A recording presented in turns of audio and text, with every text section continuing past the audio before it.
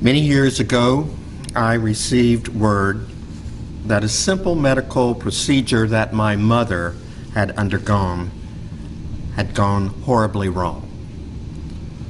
She had been receiving an angiogram, a common medical test which uses x-rays to view your body's blood vessels.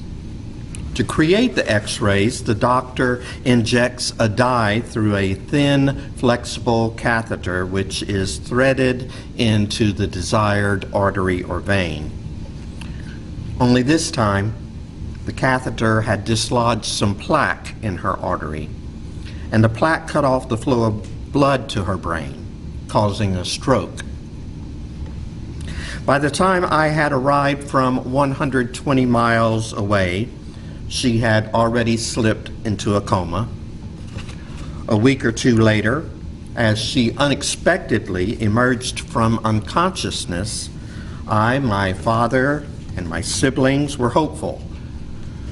Sure, she was disoriented and her motor skills were impaired, but that would improve.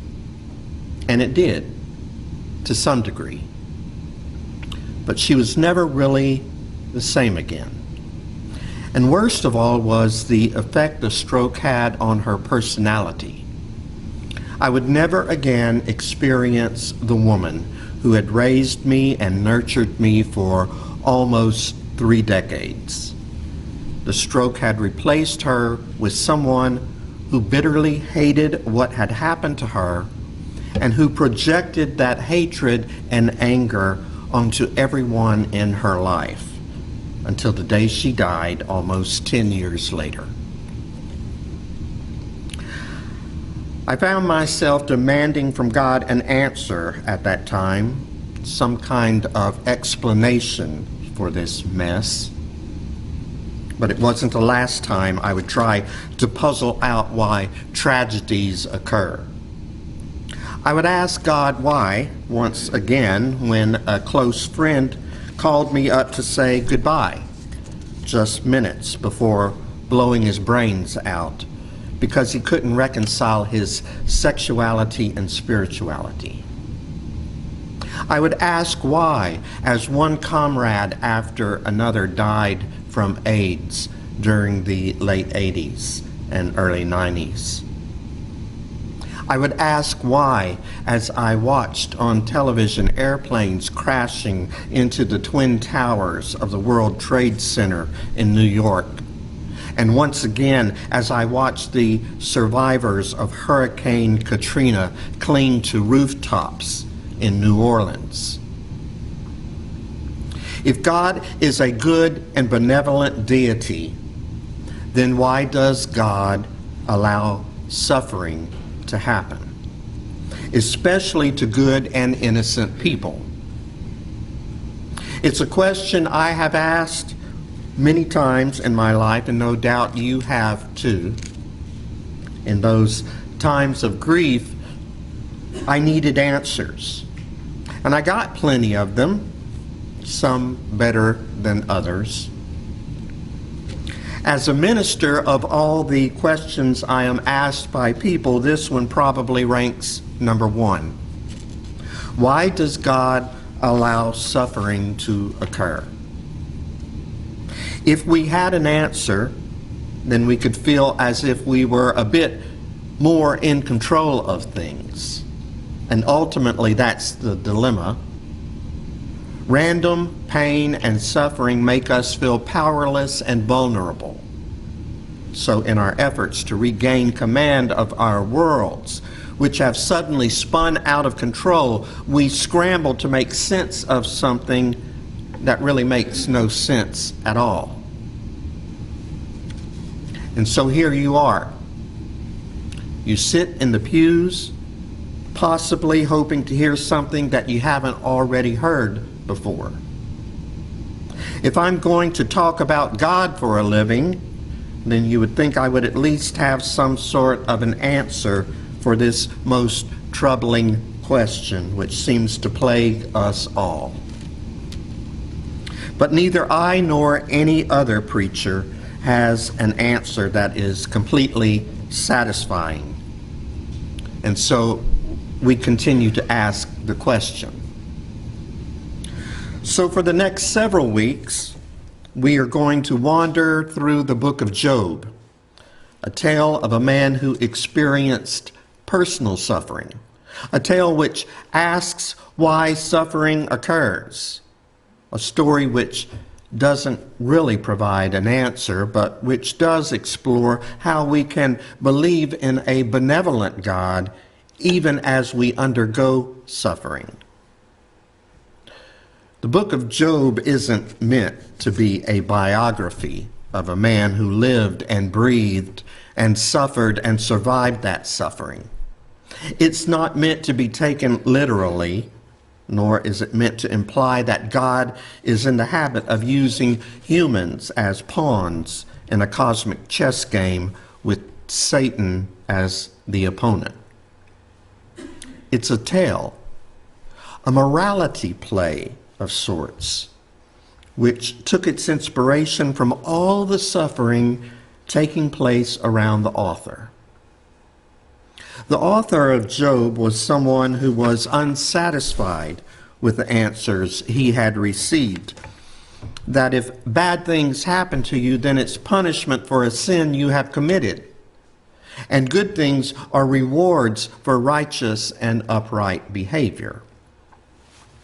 These common attitudes persist even today and are reflected in this morning's first reading, in which the psalmist tries to convince God to treat him well, since he has behaved himself. Vindicate me, O God, for I have walked in my integrity, and I have trusted you without wavering.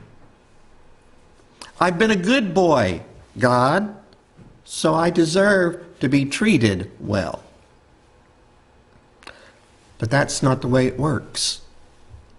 Righteous people suffer, innocent people die, and wicked people seem to get away with murder, sometimes literally.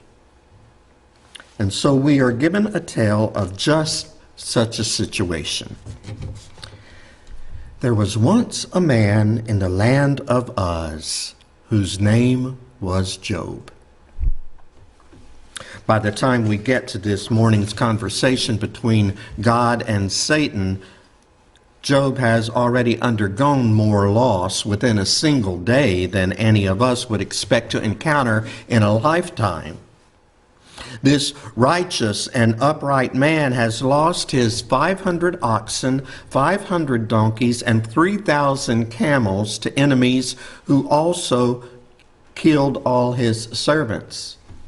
His 7,000 sheep and shepherds were killed by a lightning strike. And his 3 daughters and 7 sons were all killed when the walls of the house they were in collapsed from a windstorm. And the first chapter concludes with the amazing words, "Through all this, Job never sinned or ascribed any blame to God." And so we enter into this tale in scene 2, in which the author imagines a sort of heavenly courtroom. Satan is not depicted as the personification of evil that we may be accustomed to thinking. As time goes on in the Bible, he will evolve into that sort of creature. But for right now, he is a courtroom prosecutor, an accuser, trying to make his case before God, arguing that people are not naturally good. They only do good things, and they only have faith in God when they have the advantage of good things happening to them. And even though we may want to blame all the evil in the world on Satan, that's not how it's presented in the book of Job. God is the one who is in charge. Satan doesn't call the shots. Nothing happens without God's permission. And so in round 2 of Job's suffering, in an effort to dispute Satan's premise that people are only good and only have faith in God in response to the good things that happen to them, God allows Satan to create suffering in Job's own personal existence. He's covered with sores from the sole of his foot to the crown of his head. He spends his time on an ash heap, scraping at his sores with broken pottery. And to top it off, he even loses the support of his wife. But that's not what disturbs us, is it? Tragedy happens every day all over the world.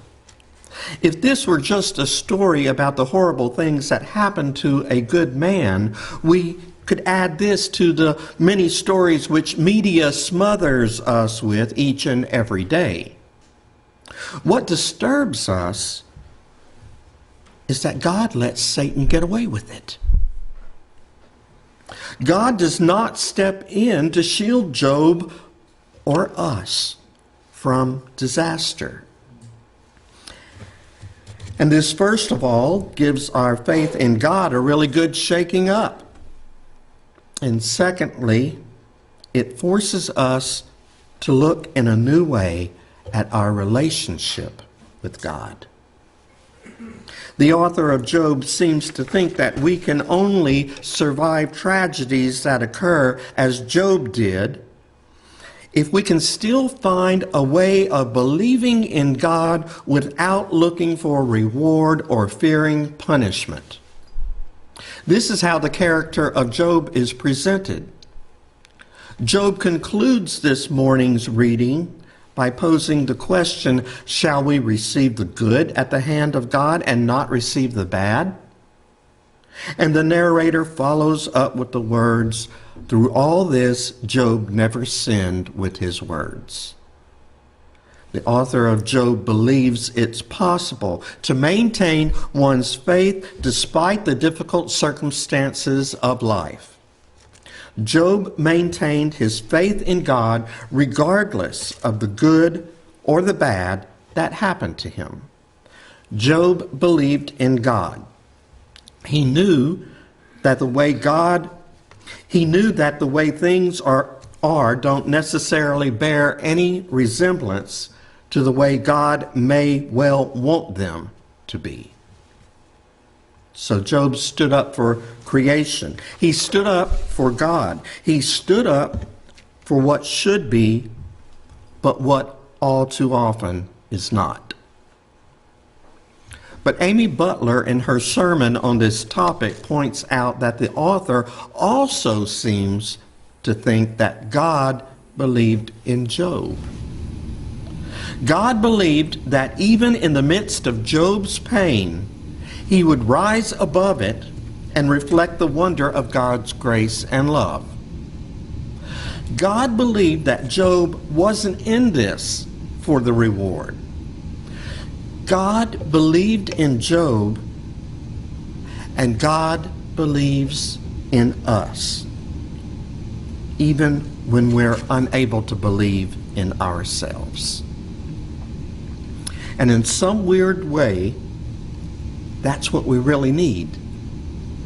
When we are suffering and feel as if we are floundering and out of control for some reason, it's important. It's essential, in fact, to know that God believes that we will come through this, rise above it, and will proclaim God's love no matter the circumstances. God believes in us. Today you may leave here disappointed that I haven't really answered the question of why we suffer, nor why God doesn't protect us from pain and tragedy with a magic force field. But what you can leave here with is the fact that God believes in you. And God believes you are capable of a faith that doesn't require a reward or fear of punishment. Instead, your faith is one that is assured of God's grace even in the face of suffering. Never forget that. Your God believes in you. And because of that belief, we can continue in our faith despite what life may throw our way. Amen.